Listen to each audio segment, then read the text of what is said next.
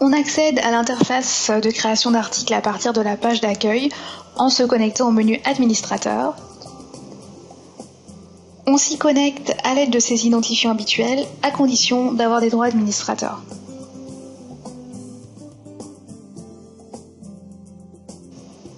Une fois connecté, on accède à diverses fonctionnalités et on va dans Ajouter un nouvel article. On arrive alors dans l'interface de création d'un article.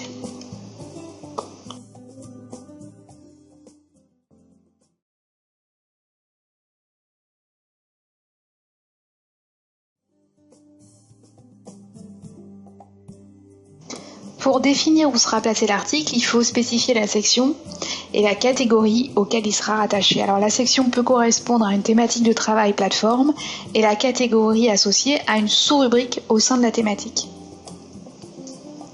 Ensuite, on définit le niveau d'accès de l'article, public ou accessible uniquement aux utilisateurs enregistrés.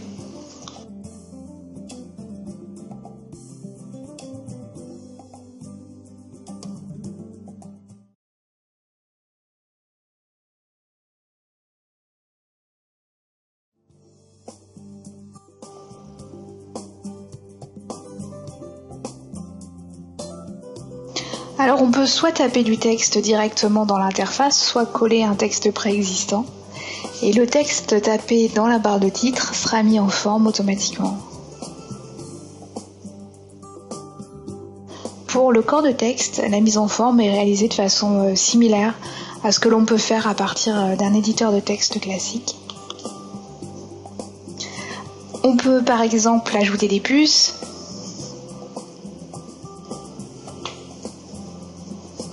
modifier la police, sa taille,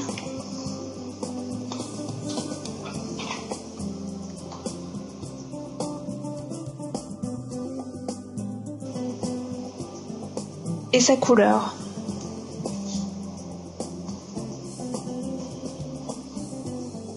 Le plus souvent, les articles diffusés sur le centre de ressources incluent un lien hypertexte.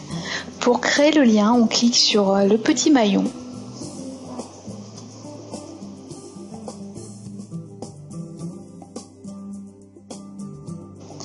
Ensuite, comme avec un éditeur classique, on indique l'adresse du lien qui peut diriger soit vers la bibliothèque de documents, soit vers une page internet, et on indique le texte cliquable à afficher.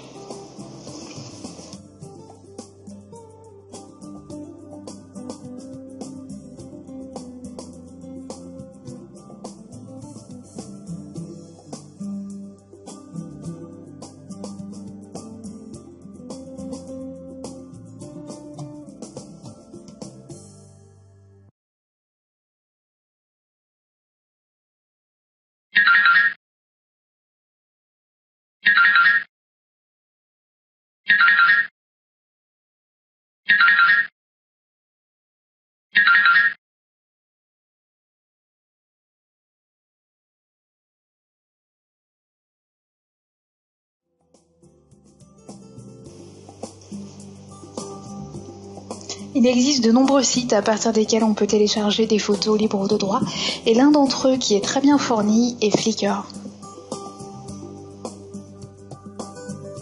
Pour limiter la recherche aux photos libres de droit, commencez par spécifier que vous recherchez du Creative Commons. Il existe différents niveaux de licence Creative Commons et la plus souple est la licence paternité qui permet de réutiliser la photo à condition tout simplement d'en citer la source. Faites votre recherche au sein du contenu licence paternité.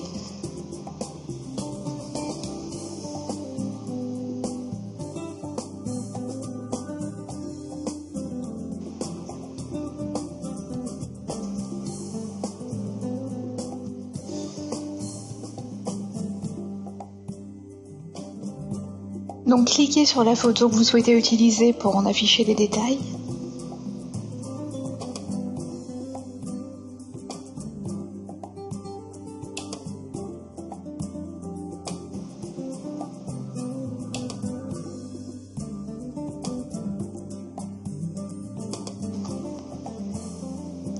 Pour utiliser la photo en vignette d'illustration d'un article, enregistrez la taille 150 et pour la bannière de défilement de la page d'accueil, la taille 640.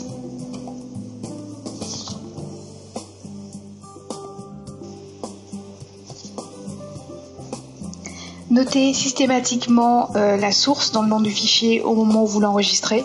Ça vous facilitera grandement la vie au moment de réutiliser la photo.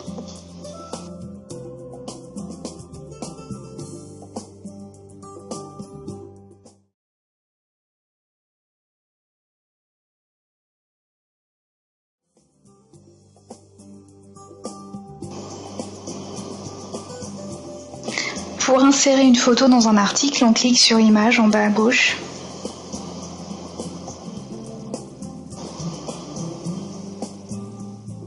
En cliquant sur Parcourir, on va rechercher notre photo. Puis on lance le transfert.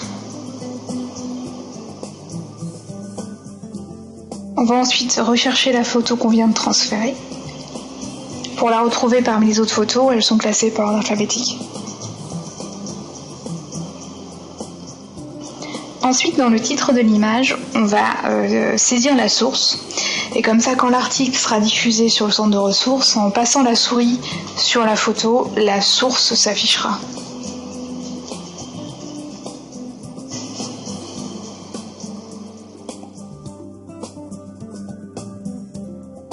Et pour terminer, on insère la photo.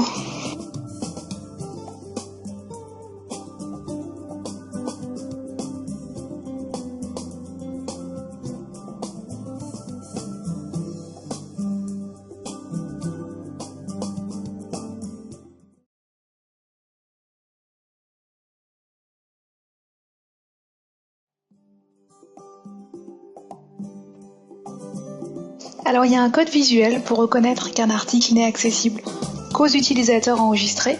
C'est la petite figure plateforme qu'on place en haut d'un article. Et pour l'insérer, c'est comme pour une insertion de photo, mais là on va chercher le fichier qui s'appelle plateforme. Si besoin, on modifie sa taille pour la dimensionner à 100.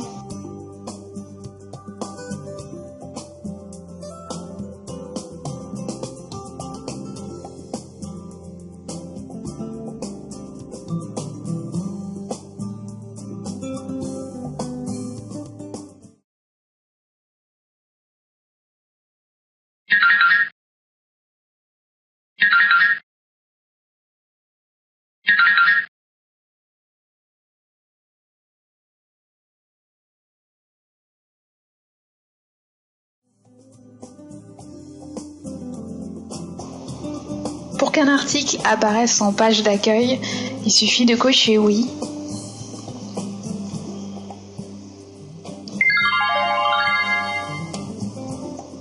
Mais il y a une petite subtilité, c'est que par défaut, l'article le plus récent apparaît automatiquement au-dessus de la bannière défilante et il faudra donc toujours penser à modifier l'ordre pour le faire passer en dessous.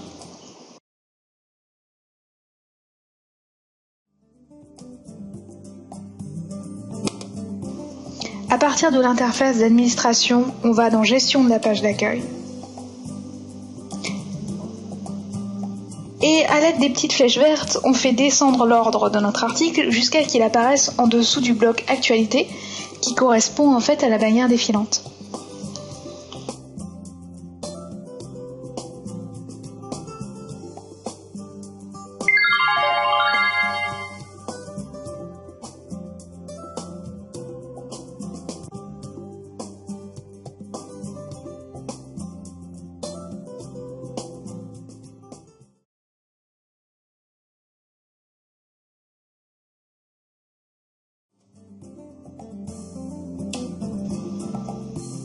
Pour que votre article apparaisse dans la bannière défilante, envoyez-nous votre photo en taille 640, sa source et l'identifiant de l'article associé, et on insérera tout ça dans la bannière.